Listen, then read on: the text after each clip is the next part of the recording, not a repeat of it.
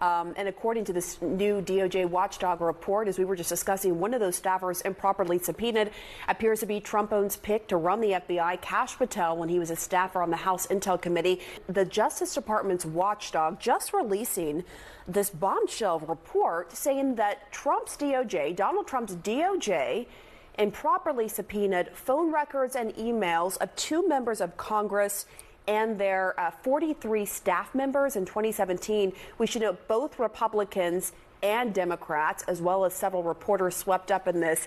One of those staffers is Trump's own pick to run the FBI, Kash Patel, when he was a staffer on the House Intel Committee.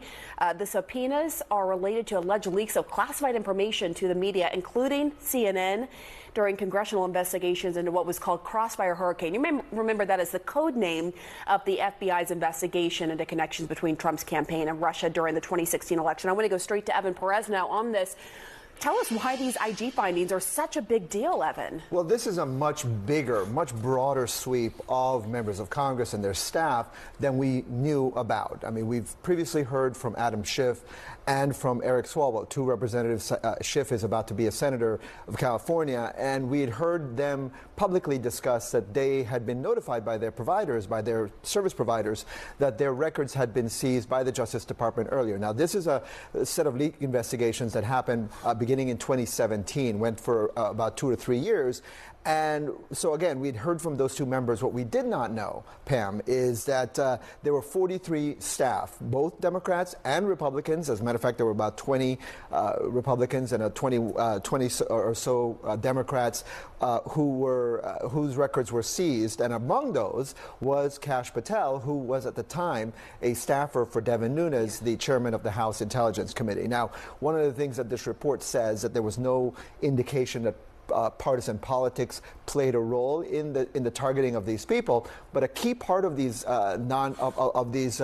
these investigations, of these tactics, right, to seize these records, is that the Justice Department required a non-disclosure order, meaning that the service providers couldn't say that their records had been turned over. Google, Apple, a lot of these companies have a 6-year limit before they notify members of Congress, in this case, media members whose records were seized. So you have no option to really fight these subpoenas to try to make DOJ show what it has to do here. And so the big finding here is that they did not really do the work. They really didn't have any reason to seize these records, except that these people had proximity to some of the classified information. And it just raises a lot of questions about, separation of powers with co-equal branches of government, and whether this was an abuse of that with the way that they handled this investigation, with, not going through the proper court process, not notifying the proper people at DOJ, and it does include reporters, as you noted. Right, exactly. In this case, we had previously reported that reporters, including Barbara Starr and people at the at the Washington Post and the New York Times,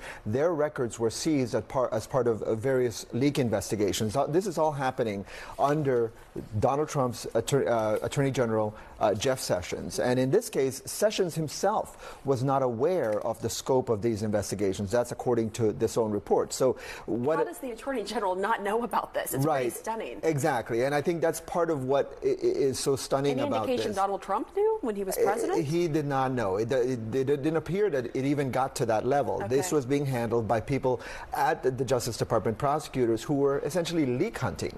And this was their focus because the disclosure of this information they found was a problem. And so the question is, why is that process, was that process in place? Now, we will mention that the Justice Department under Merrick Garland has put into place new rules, both on the news media, seizing their records. They have to exhaust a lot of other things before they can even do this, and they have to notify leadership about it. Same thing with members of Congress. They need to be able to tell supervisors before they even go to this extraordinary step. Okay. Evan Perez, thank you so much.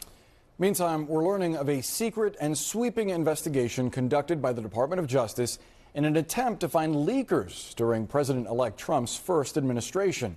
We know that as part of the probe, the DOJ obtained phone records from 2 members of Congress and 43 members of the administration, including Kash Patel. According to the Watchdog report, prosecutors also sought records, including emails from journalists here at CNN, as well as the Washington Post and the New York Times. CNN legal analyst Carrie Cordero joins us now live. Carrie, thanks so much for being with us. Because this investigation was intended to go after leaks, what kind of evidence did prosecutors have to show to show probable cause to get subpoenas for those records? Well, what they were trying to do, and I'm going to give you the perspective of a national security lawyer, putting on my former hat of when I was at the Justice Department. So if you're conducting an investigation involving a leak of classified information, it's very, very complicated because they are leaking that information. They are disclosing in an unauthorized way that information, somebody who was in a position of trust, to reporters. So the question is, how do you get at that information? And so what we're learning from this now, over 90-page Office of Inspector General report from the Justice Department is that they went looking at reporters and at members and staff members in Congress, and the Justice Department was seeking their call records. So I think it's important to point out what the Inspector General is reporting is that there was no content of communications, either of members of Congress or the staff members or the reporters. Based on this review that was done, it's not indicating content was obtained. It's indicating that subscriber information, records, in other words, trying to understand who was communicating with who. So essentially pings between cell phones, but not exactly what was said or what was sent via right. text. So they were they obviously really didn't know who was doing these unauthorized disclosures because they cast a pretty wide net in terms of looking at members and then a wide range of staff members. So over 40 congressional staff members were subject to this.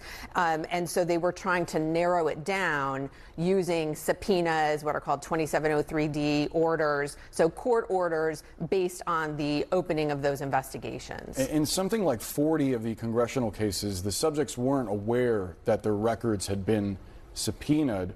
Why is that, and does that give you any concern about transparency? Yeah, so from a national security lawyer's perspective, that would be the appropriate course of action, that there are non-disclosure orders, both from the recipients who are subject to their records being provided, as well as to the reporters. If you are thinking about this from a journalist perspective, or from the person whose records are being revealed to the Justice Department, obviously then there's a concern about transparency, concerns about privacy. What the Justice Department would say is that this was lawful process, so they were following legal orders. The important thing I think that comes out of the Inspector General report is that over time, procedures were improved as a result of this particular issue, this particular set of cases, to obtain approvals, so high-level approvals for the records requests, the demands that went to reporters. What there weren't appropriate senior level approvals as a matter of Justice Department policy for the congressional members and the staff members. And so that is a real area that the department needed to improve on. Yeah, there was something in the report indicating that while DOJ has safeguards in place for journalists, there were specific safeguards that weren't followed. Yeah, so on the journalists, the request, the authorization to obtain the records went all the way up to the Attorney General, which in my judgment is the appropriate thing. It's highly sensitive. You're dealing with the news media. If the Justice Department needs to go to that step, it should go up to the AG. On the congressional staff piece, though, there was no such procedures in place. There was no policy. So the Inspector General isn't really saying like somebody did something very wrong or, somebody should be held accountable within the department because there simply weren't adequate policies in place. Yeah.